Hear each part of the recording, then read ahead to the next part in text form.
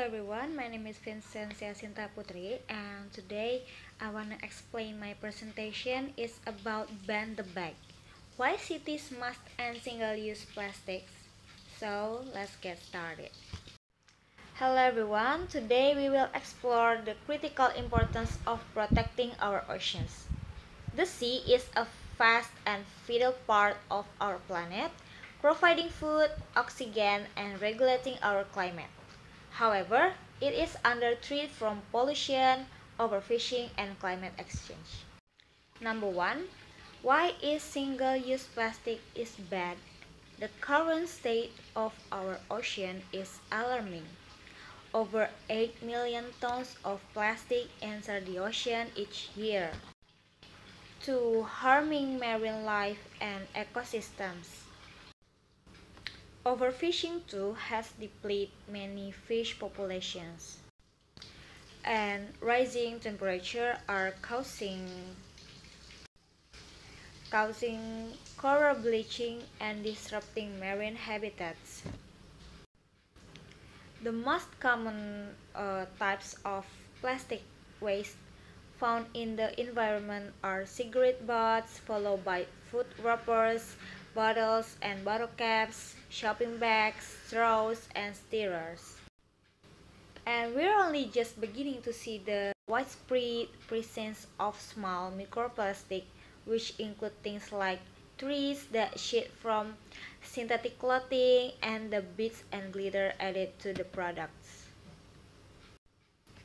Single-use plastics in particular, especially small items like straws, bags, and cutlery, aren't easy to recycle because they fall into crevices of recycling machinery. Many recycling centers won't even accept them.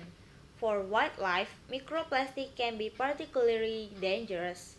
When they eaten, they can easily accumulate inside an animal's body and cause serious health issues like punctured organs or fatal intestinal blockage. Okay, number two is single-use plastic and pollution. Ocean pollution comes in many forms, from plastic and oil spills to toxic chemicals. Marine animals ingest or become entangled in plastic waste, leading to injury or death. Oil spills devastate ecosystems and chemical pollutions accumulate in the food chain, impacting human health. Although plastic pollution accumulates most visibly on our streets, aquatic ecosystems are also suffering. Plastic litter tossed on the ground and is easily washed away by rain, or it travels via storm drains into rivers and streams. It's estimated that 8 million metric tons of plastic make their way into waterways every year, an amount that could triple by 2040 unless the industry changes how plastic is created, used, and disposed. The majority of these pollutions, dominated by single-use plastic waste, comes from countries lacking the infrastructure to properly manage waste, particularly those in Southeast Asia. But it's important to remember that waste management is just one part of the global material cycle. For instance, a lot of the plastic produced in Asian countries is used for products that serve in US, demand in the United States and other high-income countries often send plastic waste back to this country for processing. The sheer amount of plastic waste can inundate communities with pollution. Not only does the waste destroy the land itself, but when plastic is incinerated, which can sometimes by the case, its toxic fumes quickly become a health hazard for nearby residents, leading to everything from skin rashes to cancer.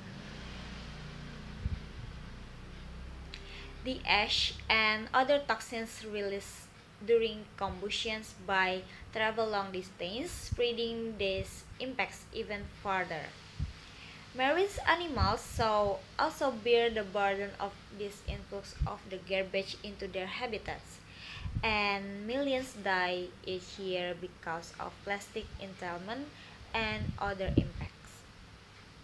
Beach whales have been found with stomachs full of plastic trash, as have dead seabirds, turtles, and many other creatures.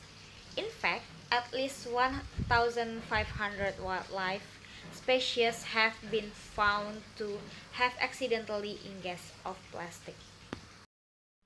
The next topic is climate change and the oceans. Climate change is significantly affecting our oceans. Rising temperature causes coral bleaching, sea level rise threatens coastal communities, and change in oceans currents affect weather patterns. Because nearly all plastic, 99%, are made from fossil fuels, our addiction to plastic also impacts the climate. In fact, plastic industry, which includes many companies that have invested in or operating in oil and gas, is currently responsible for 4 times more greenhouse gas emissions than the airline industry. And even a prediction where to stay level plastic are projected to count for 15 to 19% the global carbon budget by 2050. Plastic production emits greenhouse gas at every point in its life cycle. This begins with the process of drilling for the building blocks of plastic, oil and gas. At the next stage, the industry relies on highly polluting and energy-intensive cracker plants where ethane molecules from natural gas are cracked into the chemical building block of plastics. Finally, corporations are trying to sell the public on a greenwashing scheme for plastic end of life.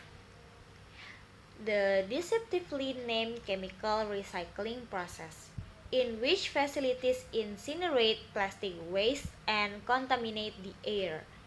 In the United States, many of these polluting facilities, whether they make plastic or burn it, are built in low-income communities and communities of color, which often have the fewest resources to block them.